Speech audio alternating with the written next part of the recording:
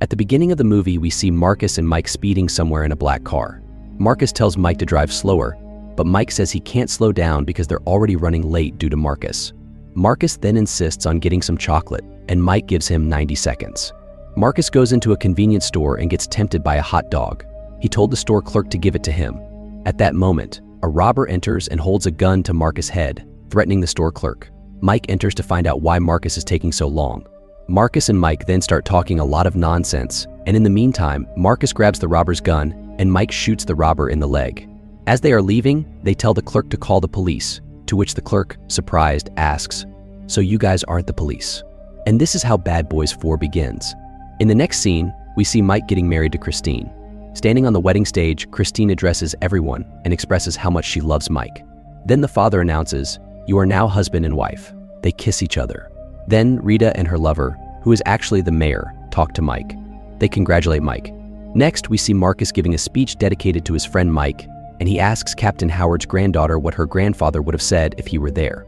She replies, he would have said, "So, you've ruined your life." Everyone laughs and enjoys the moment.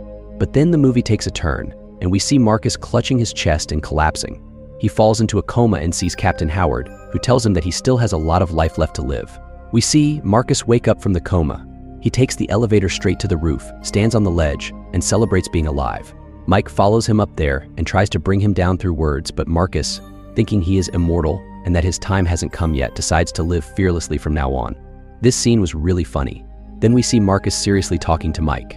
He warns Mike about a big danger ahead and tells him there's nothing to fear because he is the biggest storm of all.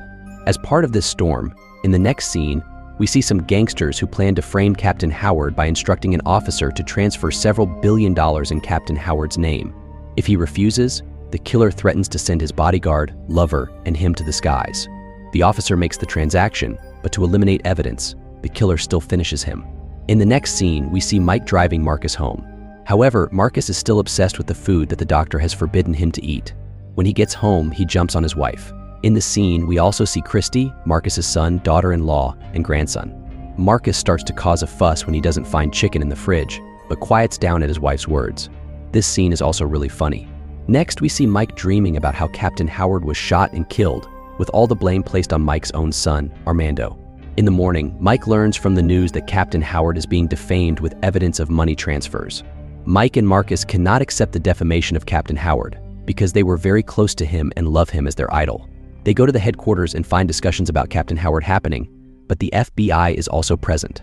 Captain Howard's daughter arrives and demands a proper investigation into the corruption, but she doesn't support Mike. She believes that Mike's son, Armando, killed Captain Howard.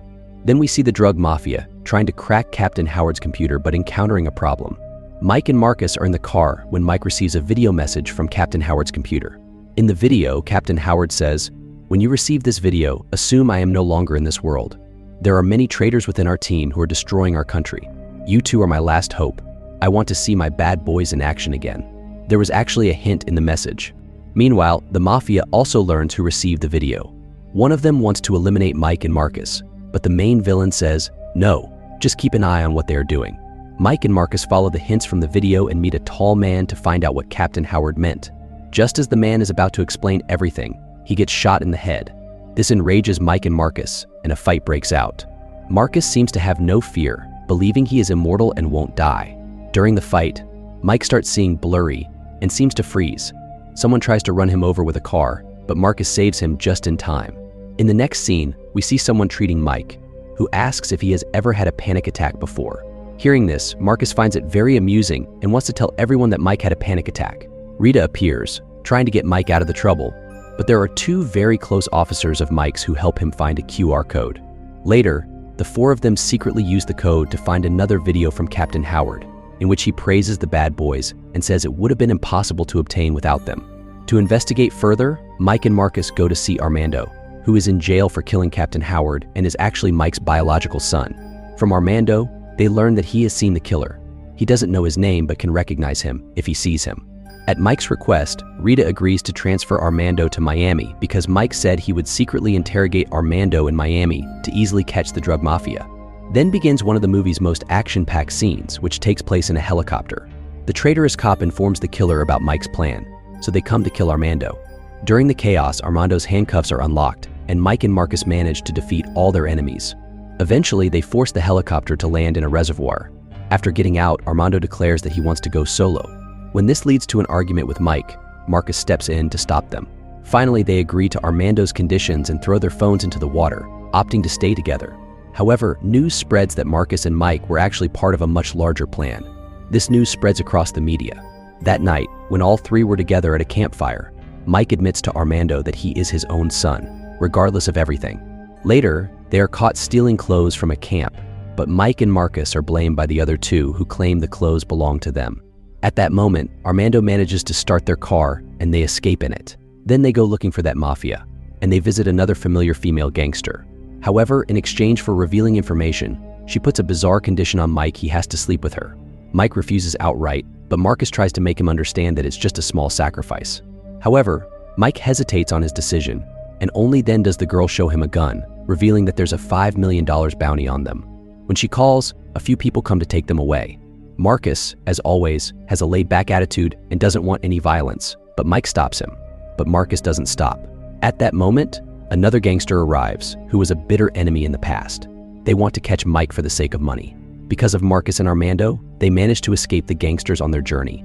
Then they knock on the door of that close police officer's house and see that she was naked with her colleague. She explains to Mike that their relationship doesn't affect their professional life. Marcus sarcastically agrees, saying, Sure, it's all good for you guys." Later, when Armando enters there, the girl tries to attack him because she believes the captain wants to kill her.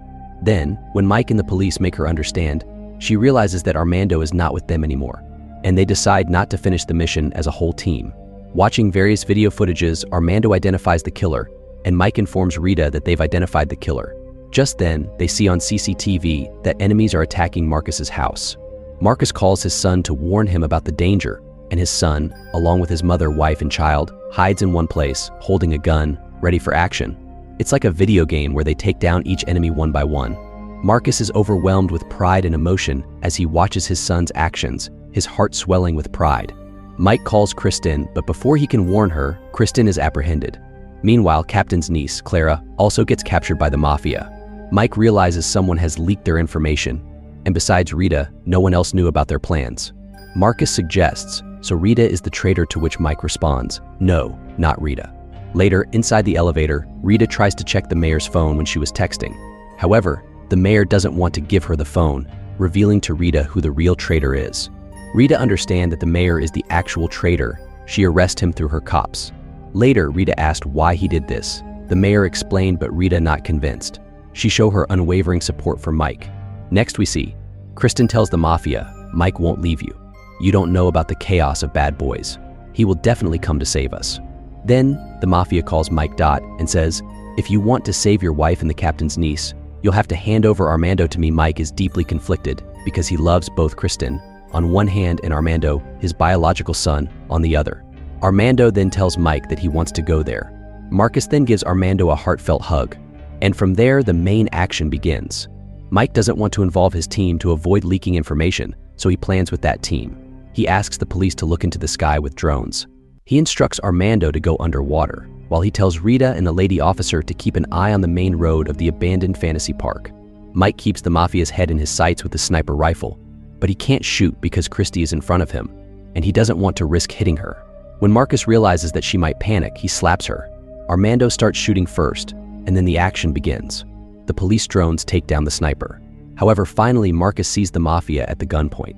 Marcus then realizes it's the same place where he met the captain in a coma, understanding it's his last moment, though he finds it funny. Mike approaches them with a gun. The mafia says he can save anyone. Mike then says, "You may not know, but there's an immortal here," which makes Marcus choke up. Mike shoots Marcus first, and then the head of the mafia. Marcus gets very angry, but Mike tells him, "I shot you in your bulletproof jacket." Then we see the captain's daughter, who is actually a police officer, holding Armando at gunpoint, seeking revenge for her father's death. But then her daughter, Clara, arrives and pleads with her to spare Armando, revealing that Armando saved her. Seemed inclined to let go of Armando. However, the captain's daughter refused to listen to Mike. She asked Mike to hand over the gun, but ultimately, looking at her daughter's face, she agreed to let go of Armando. She said, "Leave from here before I change my mind." After all this time, the misunderstanding between Armando and Mike dissipates. Mike tells his son Armando, to take the boat and go far away, and Armando agrees to do so. And that's how this exceptional action comedy movie comes to an end. Every aspect of the movie, blending comedy and action, will compel you to watch it. Thank you for staying with us all this time. To get more top-class movies like this, please like this video and subscribe to the channel. See you in the next video. Goodbye.